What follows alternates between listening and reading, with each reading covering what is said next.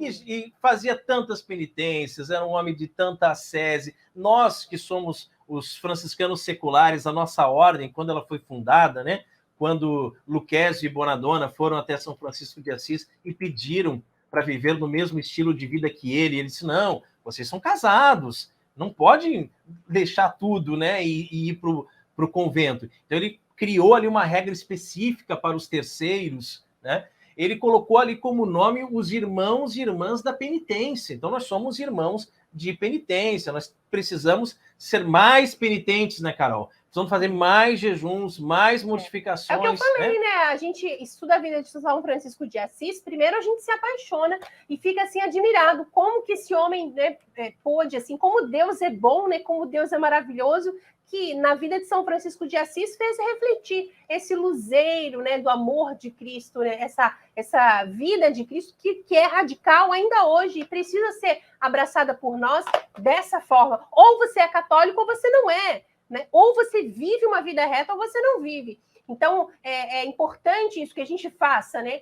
Jejuns e tal, porque a gente fica constrangido com São Francisco de Assis, né? Como ele era um homem que andou quilômetros para conseguir a aprovação da regra do Papa, né? Isso. Um homem submisso à igreja. E que foi até o sultão para tentar converter os muçulmanos. Lá no meio do Egito. Um homem que se jogou nu na neve para combater uma tentação da carne, que entrou nu, assim, no meio das roseiras, se arranhando todo no meio dos espinhos da rosa. E aquela passagem, tem uma mulher vai se insinuar para São Francisco de Assis e ela quer deitar com ele. Aí, lógico que ela quer pecar com São Francisco de Assis. E São Francisco vai para o meio da fogueira e ele diz, se deita. E é interessante porque ele diz assim, eu aceito. Vamos deitar junto. Vamos lá. Você quer me... né? Vamos lá. Então ele vai e deita no meio do fogo. Venha, deita comigo. E ela olha para o fogo e ó...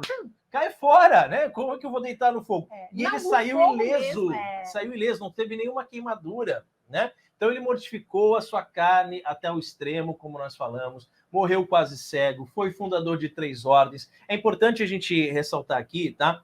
Que Francisco funda a Ordem dos Frades Menores. Depois da morte de São Francisco, tem algumas rupturas dentro da ordem.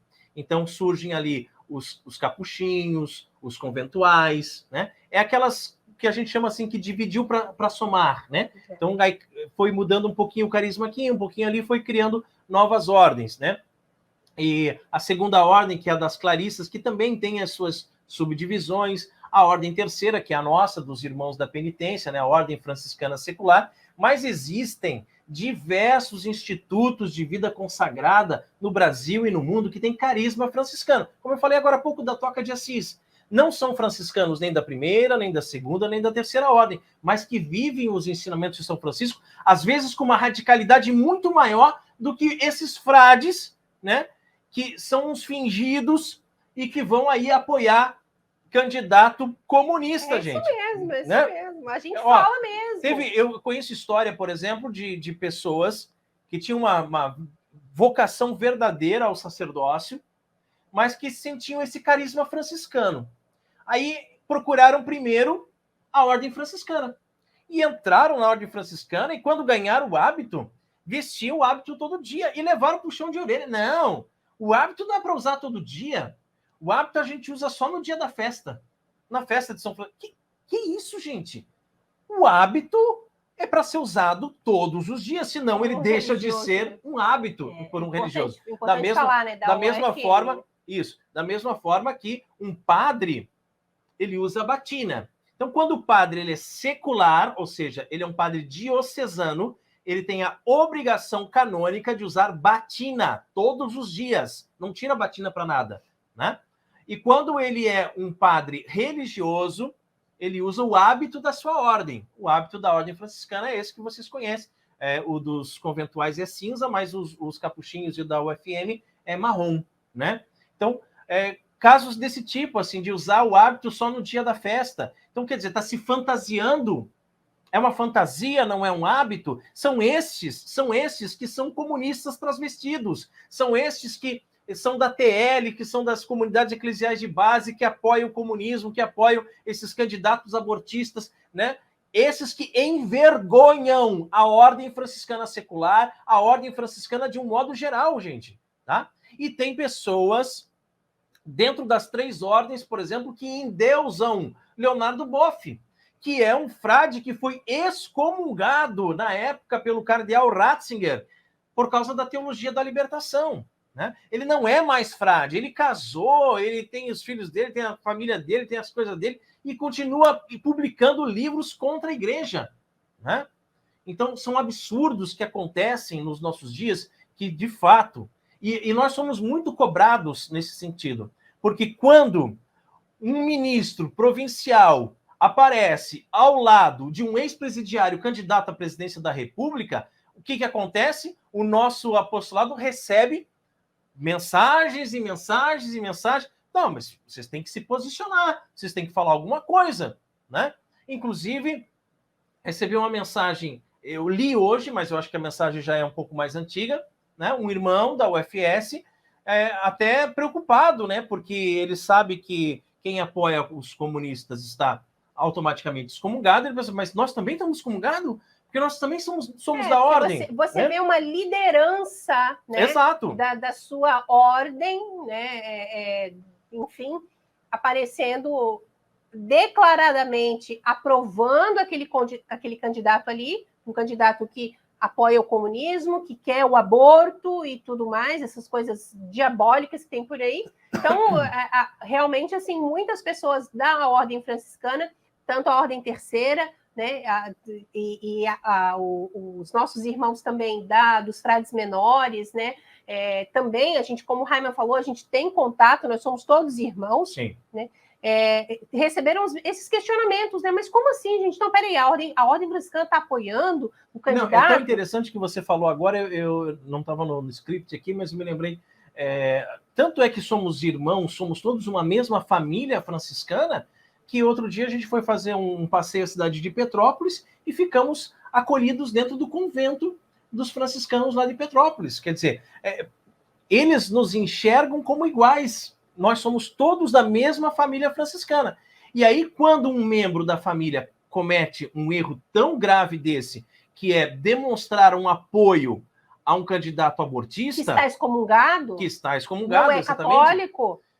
É triste, é lamentável, e pior ainda quando ele é uma liderança.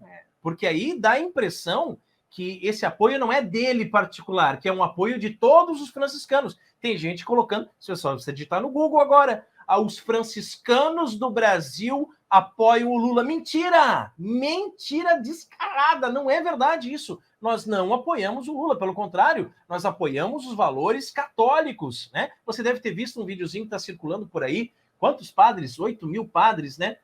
Fazendo um apoio expresso ao Bolsonaro, sem falar o nome dele, né? Mas por quê? Porque é importante entrar na cabeça de um católico que ele não pode votar num candidato que defende o comunismo, que defende o aborto, que defende a ideologia de gênero. Isso tem que ficar bem claro. Hoje mesmo eu coloquei ali no meu Facebook uma figurinha ali dizendo assim, ó, se você pretende votar nesse sujeito, já desfaz amizade comigo.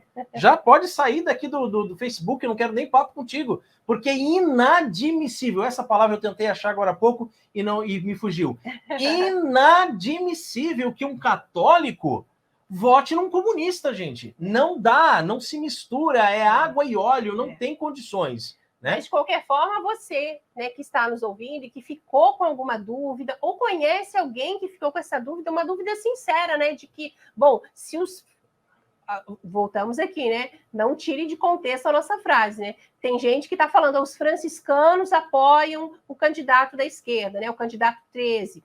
Não, isso não é verdade. Mas se tem gente que ficou com essa dúvida, então, poxa, agora a gente está excomungado, não. Isso é o problema daquela pessoa lá que vai responder a Deus por isso, né? Vai responder. Se a igreja for cobrar, é a igreja que vai cobrar, enfim, né? Deus está de olho em tudo isso, então nós devemos seguir a nossa vida. E por isso que a gente está fazendo essa live, pedindo que devolvam São Francisco, né, para nós, para o altar dele, onde ele merece ser glorificado, e ele foi realmente glorificado. Inclusive tem uma passagem aqui nas fontes franciscanas, é tanta coisa, gente, né? E a gente vai lembrando, né, aqui nas fontes franciscanas, que diz que um frade teve uma visão, e nessa visão ele viu que o trono que um dia foi reservado para Lúcifer, lindo, né? que era isso, maravilhoso, todo cravejado de pedras preciosas, que foi reservado para Lúcifer, que era o mais importante de todos os anjos, agora é o trono de São Francisco, porque Lúcifer perdeu o trono pela soberba e Francisco recebeu o trono pela humildade,